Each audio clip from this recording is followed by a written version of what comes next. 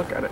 Well, let us ask you this. This is one thing that we've just puzzled over, and we learned that the way to soothe the dragon once you've made yourself his equal is the tickling on it. Well, not so much that. I mean, that came right. Because that's exaggerated, by the way.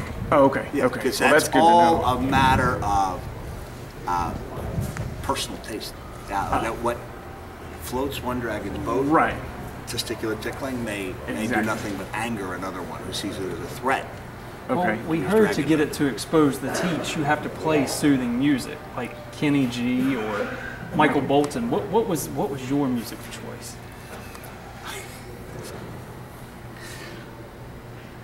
I came up with this story. I even wrote chapters about how I listened to Tori Amos music before my matches.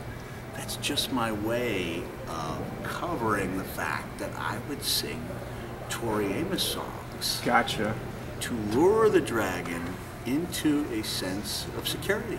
Tori Amos, the Queen of Soul. Absolutely. Of course. Absolutely. It goes, I mean, if you guys want to join me. When you gonna make up your mind? When you gonna love you as much as I do? When you gonna make up your mind? 'Cause things are gonna change. So, I think you get the point, okay? You know, whereas a dragon may be different from species or not individual to individual as far as testicular tickling. Everybody loves Tori Amos. Well, Hermie the elf made the statement that he'd never, Yukon Cornelius made the statement he'd never known a bumble yet who would he would give up a reindeer for a pork sandwich.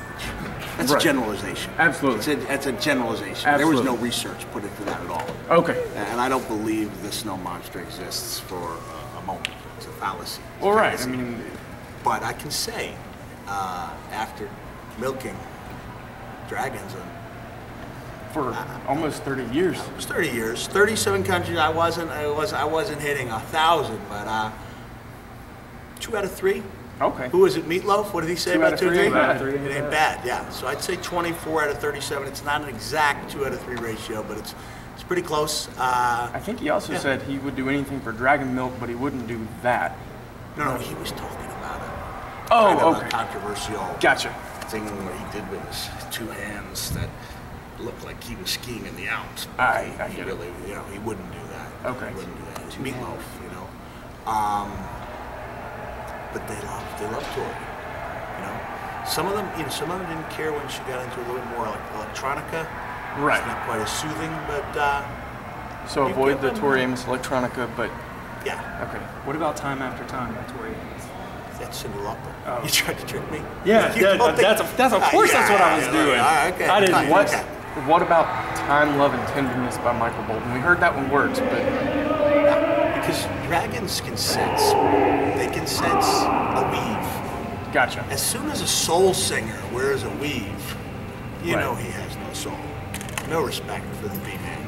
Okay. And plus, I saw Bolton open up for Jethro Tull when he was a rock and roll guy. Oh, yeah. wow. Fool's Game was probably his best known song.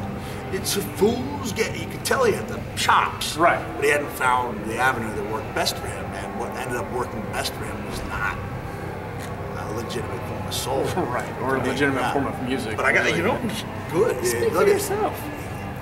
Grace Potter, you'll find the comparisons to Joplin, to Ann Wilson, they're all valid. She's the real deal. Gotcha. So I'm not saying you go up to her with Paris, to a dragon, ooh la, no, but you try like Apologies.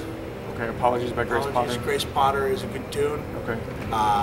In some cases, because of lack of airplay, in certain countries, dragons are not familiar with Tori. Right. Especially the stuff from the mid-90s. What we've learned is that a lot of the dragon population has migrated to Canada because they're so evil. The land of evil. Canada, the land of evil. That's the only place that they're accepted now. I disagree. It's the tax system. Okay. Like when I go there and I say, okay, that's great that they cover their they're citizens with healthcare, but why do I have to pay like a 20% tax on my bill? Because if I get hurt, they're not taking care of me. Exactly.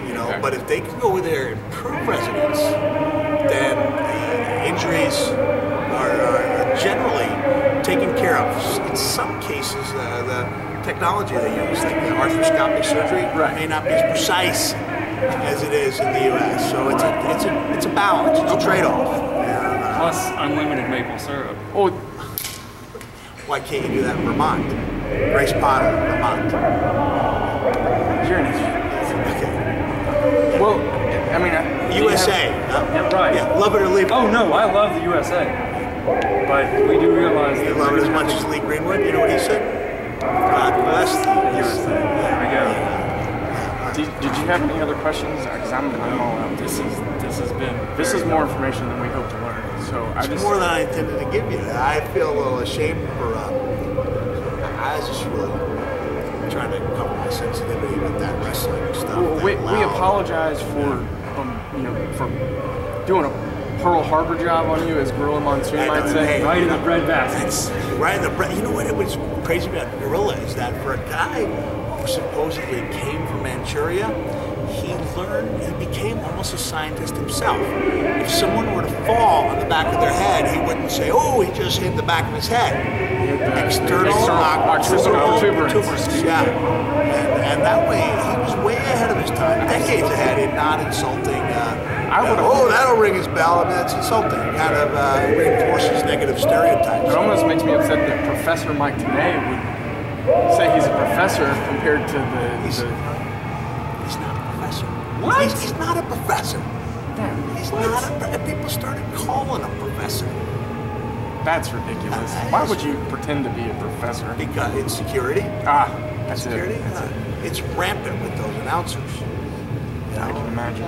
Which is why if you watch when Taz does Explosion, with JB, not that anybody's actually watching Explosion, sometimes he doesn't let JB get his stuff in because he's insecure, he wants to get his stuff in. Right. I felt like I was more of a giver as a color. Which sometimes you just have to let the action take. You lay out. If I learned that you lay out. You don't have to. You don't have to be a master of stating the obvious. Exactly. So when you're in the lair of a dragon, you don't have to take notes on every. Look at the dragon. Look at you. It's more of a overall picture.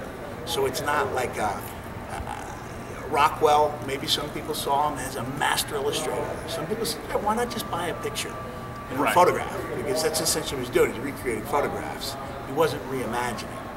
And you guys have to draw a line. That's part of the issue is whether you're going to recreate or reimagine. You can't do this without recreating. But if you don't have imagination, you don't even belong in this business.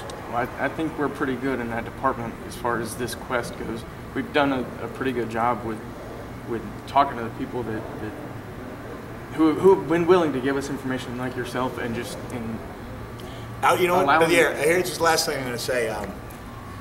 I wasn't willing. You guys dragged it out of me. Right. Dragged it out of me, and that's when I realized you opened a door that I thought had slammed shut for a long time.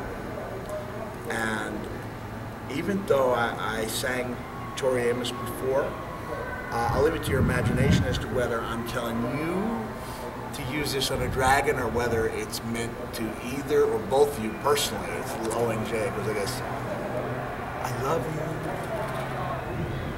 I honestly love you. I need help.